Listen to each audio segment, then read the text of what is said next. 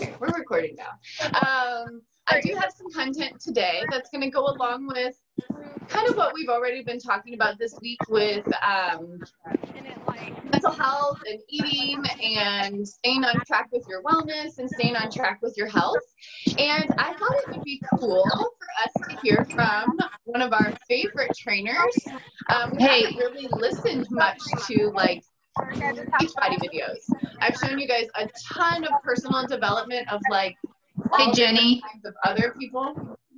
somebody needs. I think Shelby isn't. Can you guys hear me? Yeah, but Shelby isn't muted, so like you're. Okay, can you hear me now? Can you hear me now? Can you hear me? Oh wait, I can hear you now, Tessa. Can you hear me? I can hear you. Yeah. Okay, somebody wasn't muted, and it was very like. Gotcha, Shelby. Okay, I had my speaker way down, so I didn't even realize, and I was like, oh shoot, if I've been talking this whole time, you guys couldn't hear me. No, I can kind of hear you, but yeah, Shelby wasn't muted, so it was very like drowning in and out. Dang you, Shelby. No, I'm kidding. I love you, Shelby. It is hard. It will like skip back and forth. It's so tricky. Like whenever multiple people are like talking at one time on Zoom. Yes. Can you show them? Yes, you can show them if you show them and then maybe go back and sit and watch and eat breakfast. Okay. This is Cuphead and Mugman. I don't know if you guys know them, but Derek is very excited about them. He hasn't let them go since they came in the mail yesterday. They're like two little characters that he loves. Awesome. They eat healthy food.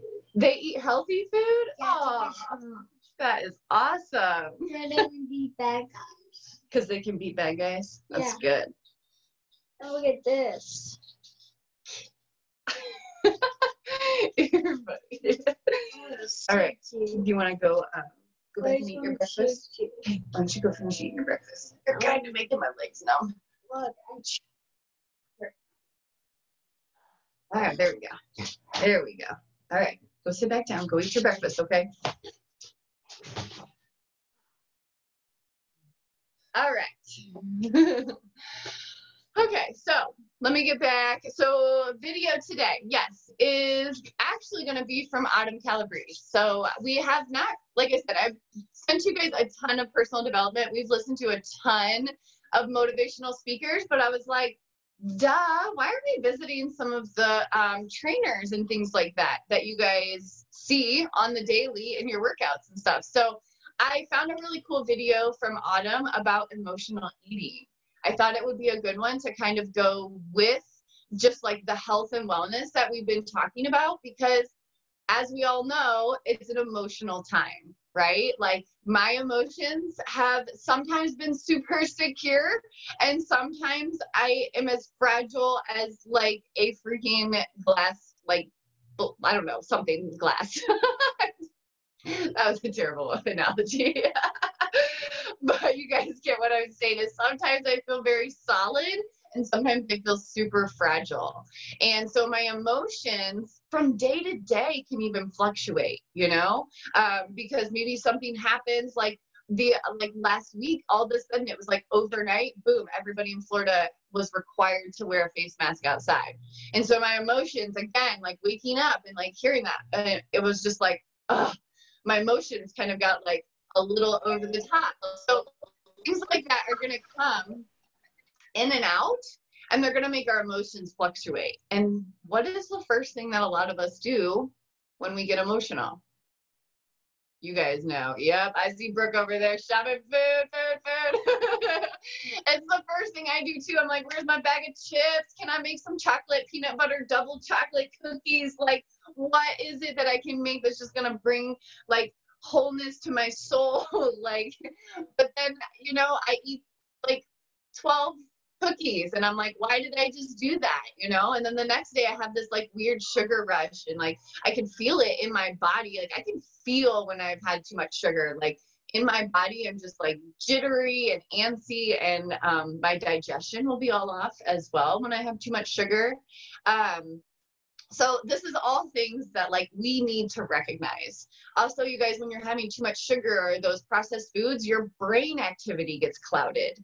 And so then how are we dealing with those emotions when we're continuing to cloud our brain and things like that? So I just thought this would be a good video to kind of listen to remind us how emotional eating can affect us, how we can start to recognize it, and maybe also how we can start kind of fighting against it. Cool? So let's listen to Miss Autumn Calabrese herself. If you don't know who Autumn Calabrese is, she is one of the super trainers from Beachbody. She created 21 Day Fix, 21 Day Fix Extreme, Country Heat, Master Hammer and Chisel, 80 Day Obsession, Ultimate Portion Fix. She is like the face of Beachbody. So you got to get to know her. And if you've never done one of her programs or multiple programs, you got to just get in her headspace and know that she's just a ball buster. Like, she doesn't mess around, and she's very straightforward, which I always appreciate as well. And so let's see what she's got to say for us, and then we'll discuss it. So get out a notebook and kind of jot some things down. If you guys hear anything that she says that you would love to talk about, or pop it into the chat, and we'll talk about it when it's done. It's a super quick video. It's only like 8-9 minutes. But I think she's got a lot of jam-packed information in here. So let's check it out.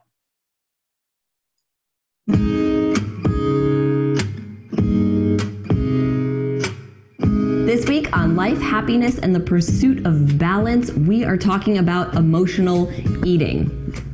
Okay, guys, this is a big one. Emotional eating. A lot of people do it. They don't really understand why, and they don't know how to stop. So that is what we are taking on this week. First of all, let's talk about what emotional eating is. All it is anytime you are turning to food to suppress an emotion. So whether you're feeling angry, frustrated, lonely, sad, even sometimes happiness, you're using food to fill that emotion or to deal with that emotion. You're turning to it as a pick-me-up to make you feel better in that moment and to sort of escape from whatever it is that you are going through. That's all emotional eating is. And when we emotionally eat, we tend to feel like we are powerless over our food. And that's not really accurate. That's not really where emotional eating is coming from. It's actually coming more from feeling powerless over our emotions, and that's what we're not connecting. So we feel like we have no willpower over our food, but really we're not in control of our emotions. Instead, we're turning to that food, like I said, to suppress that emotion or to be a pick-me-up and that sort of thing. And then you're wondering why you don't have willpower to control what you're eating. So in order to deal with our emotional eating, the first thing that we need to do is identify our trigger. This is huge. This is priority number one, is to say, what is triggering me to turn to food and mindlessly eat? Is it that feeling of loneliness? Is that feeling of sadness, of anger, of stress, of frustration? Maybe you're at work and you've got a deadline, or your boss is breathing down your neck or something like that. You're stressed out, and before you know it, you're in the break room and you're eating the box of donuts that's been sitting there all day, or you're at the vending machine getting chips and chugging soda, and you're just doing this. You're just putting food in your face without even realizing it, because you have all this anxiety and stress and emotion built up in your body, and you're trying to find something to help you deal with it. The good news is you are not powerless over your food, and you are not powerless over your emotions. You need to become aware of your emotions. So identifying what that trigger is for you that causes you to go mindlessly eat, that's going to be the first step. If you can say, oh, I realize when I'm stressed out is when I go reach for the chips, or I go into the refrigerator or the freezer and I start eating ice cream, or I'm in the pantry looking for cookies. If you can identify what the emotion is, that's the first step in the right direction. And then the next thing you need to do is become mindful of your eating. So when you get triggered, and you feel that stress, or when you're sitting on the couch bored, or it's the weekend and everybody's out and you're feeling lonely, and you start to have that overwhelming emotion come up on you, and you walk into the kitchen, you need to take a moment, take a deep breath and say, am I actually hungry, or am I just looking to deal with an emotion with food? If you can become mindful of it, you can control it. So just take that beat when it starts to happen. If you can pause before the food starts going in, because sometimes when that food starts going in, it's sort of like a black haze comes over you and you don't even realize you did it until you're done. That's the emotional eating. That's you not stopping to take control. So stop for a minute and take control and be aware. You guys, I am really bad, or I have been in the past. I was so notorious for suppressing my emotions. And I didn't do it with food. That wasn't necessarily my thing. I wasn't an emotional eater. But I was really good at suppressing my emotions. Like, it was a running joke between me and my friends. I would always say, like, I buried it inside me like Jimmy Hoffa. That emotion is never coming out. Especially if I got hurt or was feeling really angry about something, I would just shove it down inside of me. And that's no way to live, no matter what. Because when you suppress emotion into your body, be it with food or any other way of doing it, it's going to manifest in some other way. It's going to come out as disease later on in life, come out as weight gain, weight loss, depression. All these things can be triggered from suppressing your emotions. So don't do it. Identify that trigger, be mindful of it, and then here's the hard part. I want you to feel your feelings. This is a big one. You have to feel it. The only way to get over a feeling is to go through it. You cannot bury it deep down inside of you. That's what I was just saying. All of that is going to become suppressed and it's going to manifest into something else. So all that icky, yucky feeling of sadness, of loneliness, of hurt, of anger, of stress, whatever it might be, feel it. It's not going to kill you. You're going to get through it. You're going to get over it. And hopefully you're going to come out the other side a little bit stronger and a little bit more self-aware because you took the time to actually deal with the emotion and to deal with it in a healthy manner instead of with food. And that is our last step, is to deal with it in a healthy manner. So to find a new way to deal with our emotions instead of the mindless emotional eating. So maybe when you're stressed out, you call somebody, you call a friend, you talk to them. If you're sad, make plans with somebody, go do something, go volunteer. If you're bored, go exercise or go for a walk, go see a movie, whatever it might be.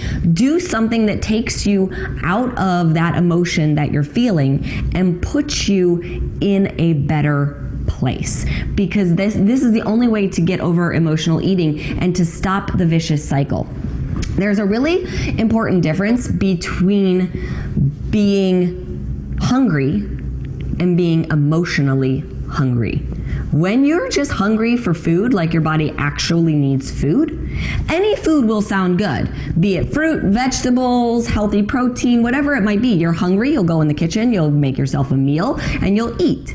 But when you're emotionally hungry, that's when you crave the sugary foods. That's when you crave the fatty foods, the chocolate, or you turn to the alcohol or things like that, because you're looking for that quick stimulus, pick me up, make me feel better. And you might feel better for that second or two or minute or two while you're eating it, but then what happens? Then you feel horrible because you're like, oh my gosh, I just ate all this bad food for me. And then you start to beat yourself up about it, and you end up in this vicious downward spiral of, I ate the food because I was emotional, and now I'm emotional because I ate the food, and so then I'm going to eat the food again, and it just keeps going around and around and around.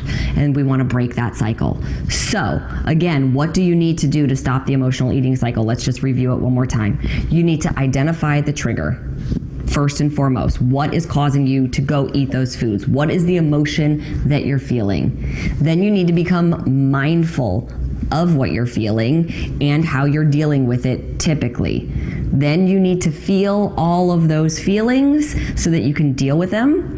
And then you need to pick a new, healthier way to deal with your emotions so that you're not turning to food for it. That's it, you guys. I know I made it sound really easy. I am also very aware that it is not that easy, but every day you take a step in the right direction, you become a little bit more mindful, you work a little bit harder not to turn to that food, and you make progress every single day because it's about progress. It's not about perfection. I hope this episode helps you become a little bit more mindful of yourself and of your eating habits. Thanks for tuning in. I'll talk to you guys next time. Bye.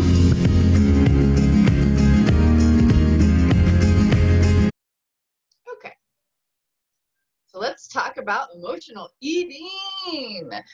Yeah. Okay, so a couple things that I wrote down. One, I'm just gonna go back over really like the 3 things that she had talked about of just like recognizing your triggers, right? I think that's like the main thing. Like if you can recognize before you're shoving cake into your mouth that maybe you're not having a good day. Maybe I'm feeling a little emotional today, right? Like maybe my emotions are a little stirred up today. So maybe I shouldn't reach for that chocolate cake. I loved how she even explained it of just like when you're naturally hungry, like just hungry, you will reach for just regular food, right? Like you will just reach for an apple or you'll make a little salad or you'll be like, oh, it's dinner time, right? But there's a difference in the way you look for food when it's to suppress an emotion, right? Like you're looking for like something specific. You may not even know what it is, but you're like, what is it that's gonna make me feel good? Like, what is it, you know? Like you will look for food differently when you're just hungry and making dinner than when you're like, I need to escape this feeling. You will look for different food. And I thought that was very interesting that she mentioned that because I don't think I'd ever really realized that before. But just when she said it, I was like, oh yeah, that's so true. Like I know when I'm just like wanting to like suppress the feeling, I instantly try to find something I can bake, right? Or like I'm just instantly like, oh, can I make those peanut butter chocolate chip cookies that I just love? Like because they just make me feel whole and they just make me feel warm and they're so good and I can just eat all of them. But is that really what I should be doing, right? Like maybe I can make them, have a salad, have amazing dinner, and then have 1 or 2, right? Like there's another way that we can deal with that to like, and I really wanted to tie it in with the way they talked yesterday too, of just knowing also when you're treating yourself, okay? Like there's a difference in treating yourself and emotionally eating, okay? So there's a difference when you're like, ooh, let's bake some cookies. Like Derek and I want to bake some cookies today, you know? Oh, let's have fun, let's bake some cookies. Like that's more of like an activity, right? For him and I to do, because I could let him do all the measurements and do all the making and make the little balls and stuff. And that's a fun little activity for us to do. But so how do I stop myself from emotionally eating after that, right? Like how do I stop myself from just like binging all of these cookies? One, I usually give them to our neighbors. I will like make something, I will take half of it and I'll give it to our neighbors. Because I just know that like when I make a whole recipe or like a whole cake or a whole thing of cookies, it's like, we don't need all those, right? So I'll take half of them and I'll boom, give them to my neighbors. So that's one thing you can do, you know, is just like try and remove half of it instantly. Like, so if you're going to bake something or make something, I plan ahead that half of it is being purged out of my house. Okay. Because that way I know at least half of it isn't going in my body. I feel good just right there. Right? Like that one little just, yeah, man, just half of it can just go over here. And then between, you know, the 3 of us, we'll just have like a few cookies over here. And that's more of a treat rather than a cheat.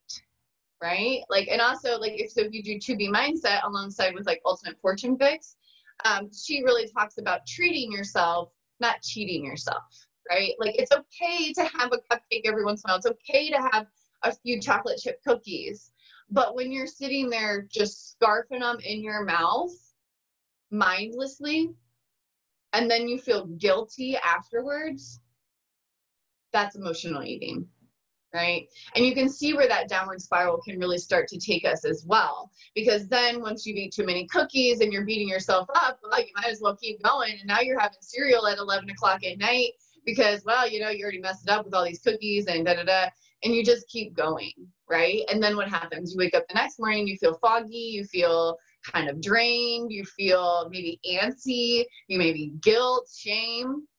And then so it feeds into the next day, right? And so then for breakfast, you're like, well, I already messed up last night, da, da, da, da, da, da, da.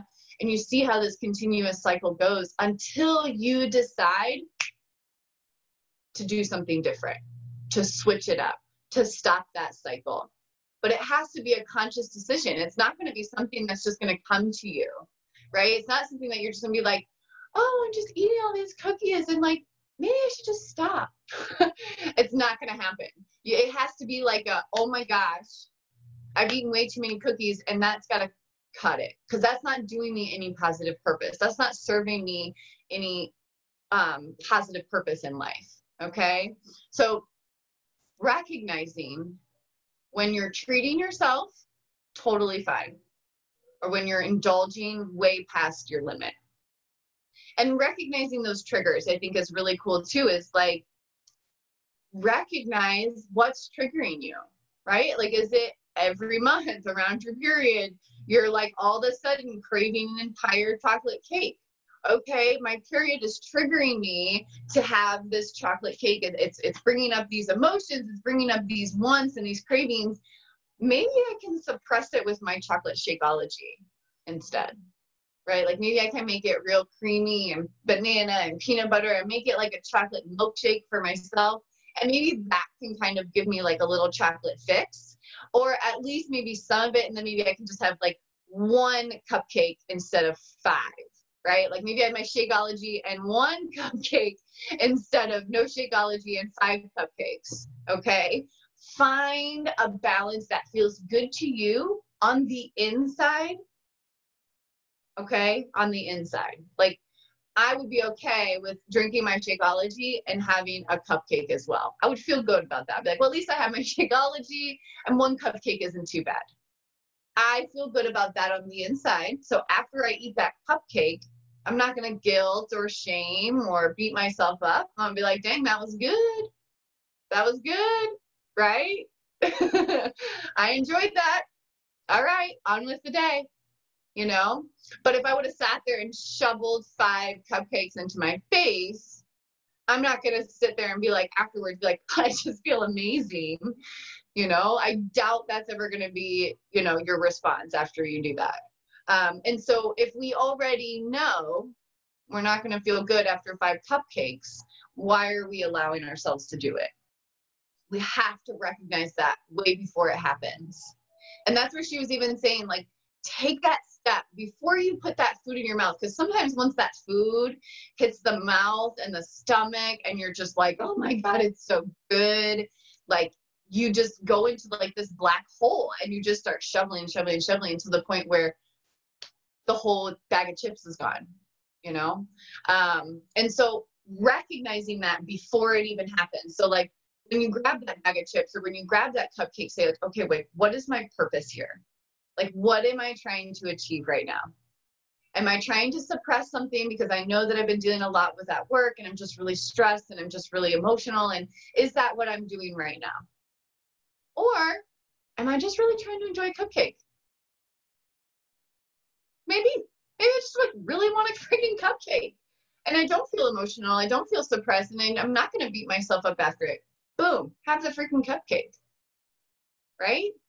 But you have to take that second to ask yourself before that food goes into your mouth and down into your belly, what is my purpose here? What am I trying to achieve with this, right? Like even before you sit down and eat dinner and you've got like your turkey burger and your carrots and your salad or your potato, before you eat and you pray, what is that purpose of that food? To fuel your body, to fuel it, to give it the nutrients it needs to sleep and to make sure that it can heal itself overnight. Right, okay, perfect. Purpose. right? That food serves purpose in your day. Boom, eat it. But if you could stop yourself for just that second before you start taking the fork into the pie or into the cake instead of just cutting out a piece and saying, what am I trying to achieve here? Like, what's really happening here? Like, I'm okay with having a bite of cake, but why am I taking the fork into the pan? Like, is that necessary? Right? Like, what if I just cut out a little piece, put the rest of it in the fridge and saved it for another day or another person, and I just had one piece? Could that kind of make me feel a little better, but I'm not going to indulge so much to where I feel guilt? Okay? Recognizing your triggers, recognizing what the purpose of that food is, okay, before it goes in your mouth. And you can even practice with like breakfast, like I just said, what's dinner for? Or what's this breakfast for? Okay, why am I having this Shakeology? I'm having this Shakeology so I can make sure that my body has all the nutrients it needs for the day, regardless of whatever else I eat. This Shakeology has purpose in my life and in my body. Whew, that's a pretty bold statement for breakfast. But it makes you feel good about what you're doing, right? Makes you feel good about drinking that Shakeology, knowing that it's like going down in all the little crevices in your body and like just like doing its magic. It feels good knowing that that's coming into my body. So ask yourself again too, like, okay, I've got a plate full of cookies, a plate full of cupcakes, a bag full of chips. What is the purpose here? What am I trying to achieve here? It's going to be a little different, isn't it? You're not going to be like, oh, just this bag of chips is just going to nourish my body. It's going to give me all the good things. You can't even say that without feeling silly, right? So when you can stop and take a second and ask what the purpose of this food is in my body, you're going to find out a lot, okay? You're going to really find out a lot. And I want you to be honest with yourself too, okay? Don't judge yourself. Be honest with yourself, right? Like, you're not going to fool yourself. You know when you're lying or when you're bullshitting. And I'm a pretty good bullshitter, but I can't bullshit myself, okay? I know when I'm trying to like pull the sheet over my own eyes. And you do too, okay? So don't do that to yourself. Be honest with yourself. Say like, for real, what am I doing here? Right? Like, maybe I want some chips, but instead of sitting down with the whole bag, what if I just some in a bowl and I put the rest of the bag up? Find your balance. Find a way that you can feel okay or good about your choices rather than guilt and shame after it's already happened. Take that extra second to stop and say, is this exactly like what I'm looking to do? Is this what I'm trying to achieve? What am I trying to achieve? Yes. There's sometimes the refrigerator. No, you're here, someone coming. No, please. Just wait. The He said bug. there's a bug at the refrigerator. Well, we do live where their bugs are. Are you gonna be okay? Water. All right, guys, I gotta go handle a bug situation. Can you guys give me like 1 second so this kid can get some water? I'm gonna mute myself though.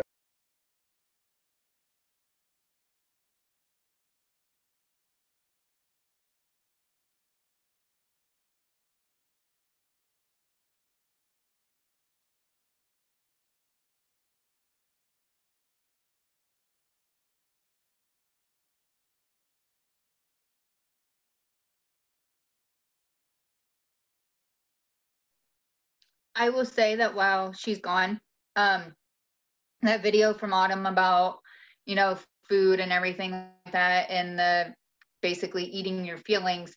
If you guys do get the MBF VIP access with like the challenge pack or the,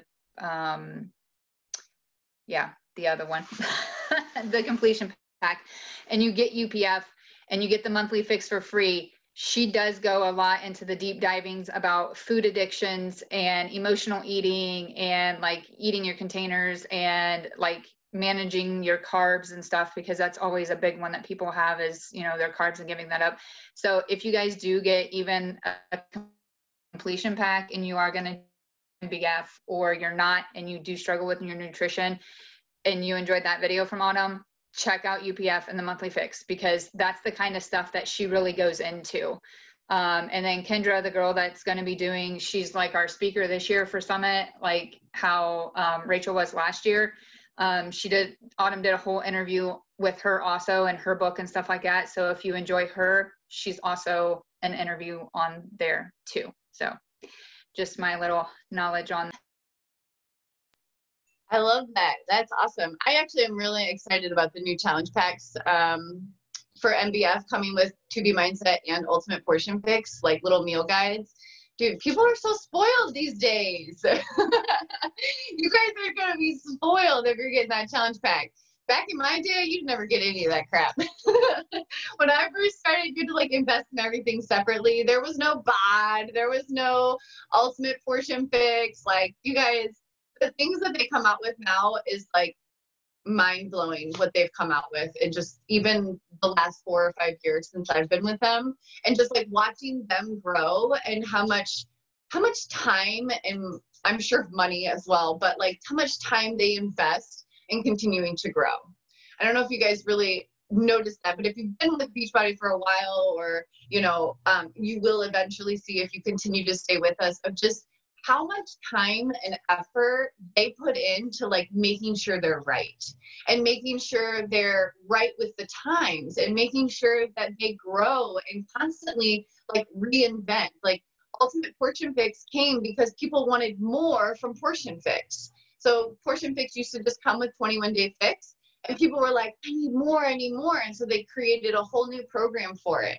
And like, I've watched that like be birthed and then like grow up. Like, it's super cool to like watch Ultimate Portion Fix grow up like a little kid. Like, it's like a toddler now, right? And it's just really cool to watch it all happen, and just know that like Beachbody is constantly pushing themselves to learn more and give you guys the correct information, and give you, as science is happening for them, they are pumping out information. And that's why it's always good to have the Ultimate Portion Fix, is because it's updated all the time. So like the monthly fix is updated like in real time. So it's not like you're getting information that was created 10 years ago and they're just like, boom, here it is. 10 years ago, we did this and we'll just keep selling it to you. Like, that's not what they do here. They're like, oh, we've noticed that in the last 10 years, we can get more detailed. We can create better recipes. We can create more information to help you understand this. And so that's why I always love like the monthly fix, and even like To Be Mindset monthly as well. Like, both of them have grown since they were created, and it's so important to continue growing with them. Yeah, and they even like, so with like the monthly fix, so right now if you have the monthly fix or To Be, on the 7th, when it turns out it's moving to like that Nutrition Plus, even if you have the monthly subscription now, you're going to end up getting both of them once that moves into there. Like on the monthly fix, like she does interviews every month. She has a specific topic she talks about every month. She gives you like a homework assignment that you do, but you also get like 5 to 8 recipes, depending on what they do for that month, brand new, that do not go to Fixate or BOD for like another 4 or 5 months. Sometimes it was 6 months, because I know the ones that came in May were ones we got in January for the monthly fix. And like last month and this month, there's like crock pot recipes. They're starting to get in the crock pot recipes and the Instapot recipes, because that's where everything is shifting and people are doing. So they're shifting into that mindset also with people, so that you're not having to guess like, was it one green container or one red container if you're doing like casseroles or crock pots, because that's a big thing that a lot of people are like, well, you know, I want to put it in the crock pot or in a casserole. Now what's my count? So that's another huge advantage, is you get all of those recipes. Like every month you're getting brand new recipes to add into your, you know, book, if you have it or whatever, you're putting that in there. So it really, really is worth the money. I know like for customers, it's like $19.95, but for coaches, it's like $15 a month. And I will totally pay the $15 a month to have all of that knowledge to help me nutritionally. It's totally worth the investment completely. Absolutely. I 100% agree with that too. Like I love, I don't know about you guys, but like I just love being in an exclusive group. Maybe that's like the vanity in me a little bit, but like I love purchasing the VIP programs and doing them before everybody else. Like I love having information before anybody else does. I don't know, it's just part of me that I just love knowing that I know things first. Like I don't know, maybe that's like just, but I see a couple head nods, so I'm feeling pretty good about that. So I just like having recipes before everybody else does. I love being able to try it out and say, hey guys, I tried that. Yes, it was awesome. Why don't you guys try it? You know, I love having access to the programs before anybody else does. So I can say, yes, I tried that program. Now you can go try it too. I love this part of it. Da, da, da, da, this is the results I got. I just love, I've always been kind of, I don't know if you guys have ever seen, it's like a science thing, but it's like the scale of people. So like you, at first you'll have like your innovators, and then you have your, oh gosh, I don't know, I don't remember like what the top is, but you have like the top of the curve people. So at first you'll have like your people that really like to be first in line. That's me. Or like the person that likes to stand in line for the new iPhone. That's your innovators. That's like me. So I'm the person that's like, I want to be first in line. I want to be there when it launches. Like, I just want to be there in the beginning. Like, that's me. And then you have your mid-range curve. So then you have like your second group of people that will join because they've seen the innovators enjoy it or because of the feedback. And then you will have the third group, which is the people that are like, oh, well, they did it and they did it, so now I'm going to do it. So that's your third group. So it's kind of like a curve. So you have your curve, you have your first people, your main people, then the majority of people, and then you have your laggers. Okay, your laggers are the people at the end. Those are the people that are like, I ain't doing that until I am absolutely required to, right? So those are your lagger people. I'm an innovator. I'm a person that's like, I want to be there right away. Maybe you're like, I'm going to see how Jen likes that, and then maybe I'll do it. Or maybe you're like, I'm going to watch like 20 people go through this, and then maybe I'll do 80-day obsession, right? Or maybe you're the person who's like, I'm never doing 80-day obsession until literally my body has no other choice, you know? You're like the lagger, just so you know. So depending on where you're at on the scale, it's almost like a curve, you know, like flattening the curve. But this one will go real steady. It'll spike, and then it'll plateau, and then it'll usually drop off. That's kind of how things usually will go in life. You'll notice that also with like launches. Like I have some people that are just now doing 80-day obsession, even though it came out 2 years ago. They're my laggers, okay? It's not a bad thing. It's not something to like, you know, it's not a bad thing. It's just where you're at on the spectrum. Maybe sometimes some people really like to be in the beginning. Some people really like to be in the middle, and some people just really like to wait. It's not necessarily like a good or bad thing to be in any of the groups, just so you know. It's just, it's good to recognize where you're at though, okay? It's good to recognize so you know, okay, I'm not necessarily an innovator. I have to figure out what those two middle, their names. It's like innovator, something, and then laggers. So I have to figure out what that curve is. I think I learned it in psychology. I said science, but I think I learned it in psychology in college. Wow, I actually learned something in college. That's kind of cool that I'm taking with me. Look at that. Oh, my teacher would be so proud. But I think that's very important too, to just understand where you're at on that like tone scale, you know, or just where you're at on that little scale.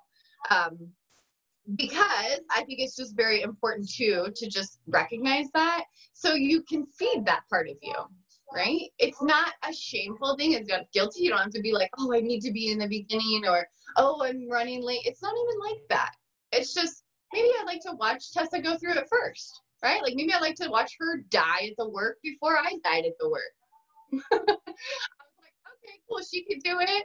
All right, I can do it. Right? And you're not always the innovator on everything, right? Like I really did watch Tessa die at the work. And then I was like in that second group. I was like, all right, she made it through. I could probably make it through. And then there's a couple of you that probably watched a couple of us go through it. And now you're working through the work like Brooke, right? Like you watched a couple people, you were working through a couple other programs. And then finally you're like, all right, I'm ready, right? But it took a little bit of time to get you there. So recognizing those kinds of things in our body and in our world can really help you understand when people are going to join or when people are going to do things. Okay? Yes. Get this game. Okay. I want to get the pool weapon. Okay. The Awesome. blue spear. Go get it. Go get it. Go. Brittany, I just read that you make me laugh. I don't know when you wrote that, but thank you. Okay, so one thing that I did want to end on today is a little reading. I think that it can just give us a little bit of an insight on perspective a little bit. I read this chapter this week while we started talking about emotional health and wellness and things like that. And I just think that it might go with us a little bit. Thank you, Tessa. Early adapters. Adopters, early majority, late majority. There it is. Dude, that's why I love you. I'm telling you, everybody plays their part. Okay. Yes. Thank you. I'm going to have to like screenshot that because I haven't thought of that in like forever, but it just like came to me all of a sudden, like when we were talking, I'm like, yeah, that's right. There's a curve of people that either do or do not like to do things, and depending on where you're at or what your comfortability is will determine on where you're at on the scale. And so that's just a really nice little tidbit to kind of know and understand, and it can help you identify where you are at and where other people are at, right? Like maybe there's like your grandma doesn't want a cell phone because she's a laggard, you know? She's like, I ain't doing it. I'm not doing it until she absolutely had to, right? So you can recognize people, and instead of being like, why doesn't she want a cell phone? You can be like, oh, she's a laggard. Okay, I just know where she's at, right? I just know that she's not going to do it until she absolutely has to. So instead of pointing and shaming and whatever, just be like, that's where she's at, you know? And so when you can identify sometimes like that, you can kind of remove your own like emotions from it and just recognize it as what it is. Okay, this is like a little bit different, but I kind of want to go off of just not running from our emotions and not running from things in general, okay? Because they're scary or because we want to avoid things, okay? I want us to face things head on. And so I'm going to read you guys a little like passage here and see if maybe it can help us. Okay. So this is in my book that I'm reading, The Yamas and the Niyamas. Elika and I are reading through this. I'm actually on like the last 2 chapters. It's so sad because I'm loving this book. I don't want it to ever end. But it's got so much information in it. I think it's one of those books I will definitely kind of go back through and just like revisit chapters, and like I've highlighted things over and over again, and like it's really amazing. So if you ever get a chance to pick this up, I would highly suggest it. It's just very eye-opening to our world, I think. Okay, I'm going to read. Okay. One of my favorite stories in the Bible is the one that tells of Jacob wrestling with the angel. Jacob had a bad day. Actually, he had a string of bad days since he cheated his brother out of the family birthright and had to flee for his life a great distance to find refuge with his uncle Laban. After many years, Jacob returned home with wives, children, and livestock. As he got close to home, he saw his estranged brother with a band of warriors in the distance. This was the brother he had cheated. He figured he knew what was going to happen and it wouldn't be pretty. As things go, when we're having a bad day, Jacob's day got worse.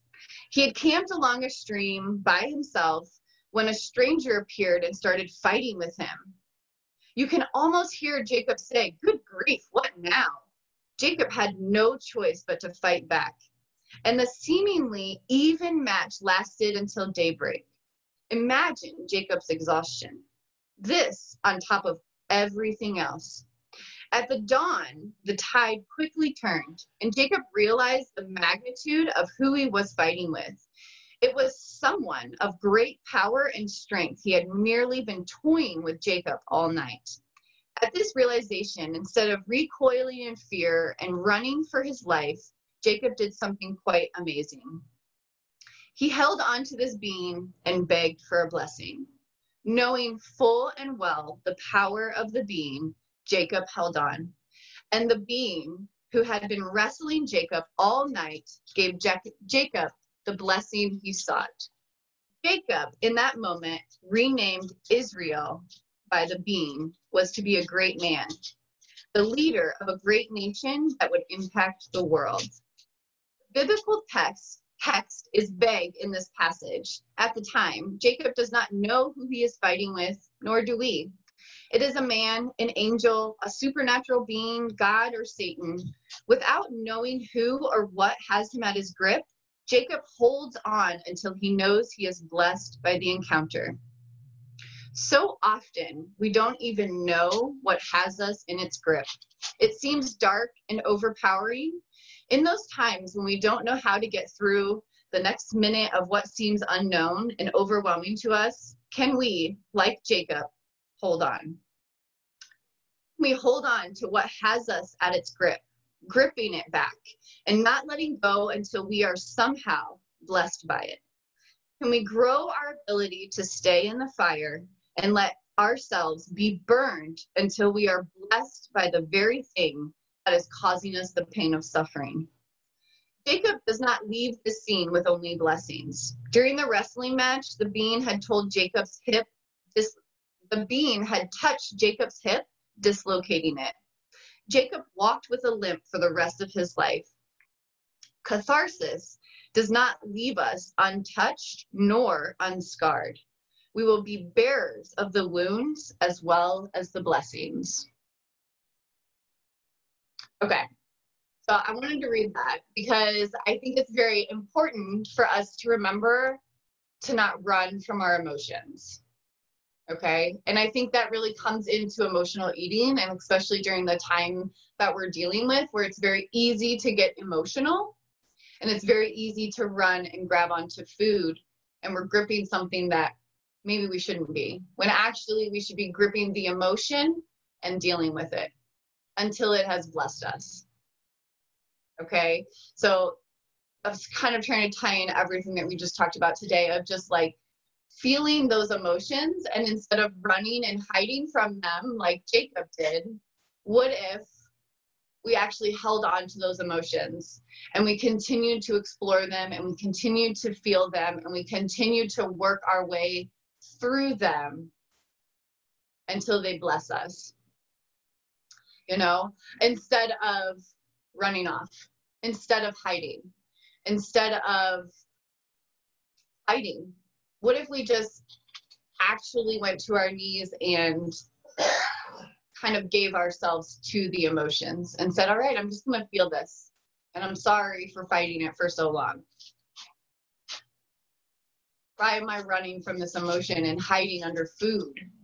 What if I just actually felt what was right in front of me, and I just held on to it until it actually turned into a blessing? Okay, Brittany and I always say kind of like, thank God for coronavirus, because had it not been here, she wouldn't be here, right? So what if she held on to that? Like, what if she would have ran from coronavirus, right? Like that, those emotions that came up from her, and what if she ran and hid and hid and just ate and suppressed her feelings and never actually held on to coronavirus? She just pretended it wasn't there, right? Because it could be easy to do that. But instead, she faced it, and she held on to it, and she said, all right, I'm coming for you. And here she is, right? Doing the work, holding on to it.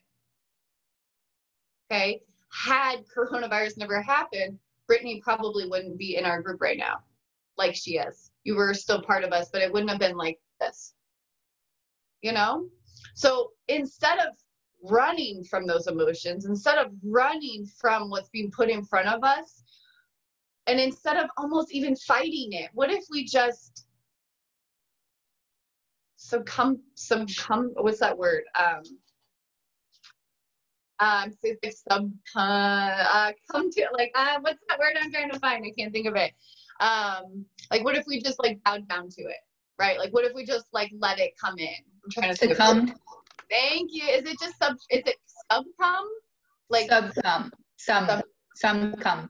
Now I've tried to say it too many times. It's like not. Yeah, succumb. There it is. What if we just allowed it to own us, right? Like, what if we just allowed it, instead of fighting it, we just said, all right, I'm open to it. I'm here for it. Bring it on. You know? So that's what I want to leave you with today. And also even just closing out our week with personal development, because tomorrow will be music and Friday will be exercising. And so today and this week, we just really focus on mental health and how mental health can affect your wellness, and how when you're eating and how you're eating and what you're eating is all going to be affected. And it's all going to determine how you deal with it. Okay? So find a way to control up here and be aware and be in your body. Okay? No mindless eating, no driving and going, how the heck did I get here? I've been so spacey. You know? I need you to be in your body and recognizing everything that's coming in, going out, all the thoughts that are coming in, all the thoughts that are going out, the words you're speaking to yourself and to others, all needs to be recognized right now. It all has purpose, and we can either use it to benefit us or we can use it to continue tearing ourselves down. Right? You guys know that. You guys know that the words that come out of your mouth can either tear somebody down or build somebody up. Same goes for you in your own head. You can either tear yourself down or you can build yourself up. It's a choice we make. And sometimes maybe you're on autopilot and you need something to just snap you out of it and say, oh my God, I didn't even realize how bad I was talking to myself. I didn't even realize that until I just stopped for a second before I ate 5 cupcakes and said, why am I eating 5 cupcakes? And then I went, oh, I'm eating 5 cupcakes because I'm really nervous because my husband just lost his job, and I'm just so fearful of our bills and all this stuff. And wow, that's a lot that I'm dealing with, right? Recognizing it, stopping before you get to that point of no return. Okay? So hopefully with the finishing out Rachel Hollis this week, and listening to a little bit of Autumn Calabrese and understanding that you guys are in the fight and you don't have to fight anymore. Like, what if you actually just let that guard down for a second and just said, man, I'm feeling a lot. Like, I'm just going through a lot, right? Like, so much is going on in my head, in my household, in our community, in our world. There's just so much going on, and it's emotionally affecting me. Whew. Just recognize that.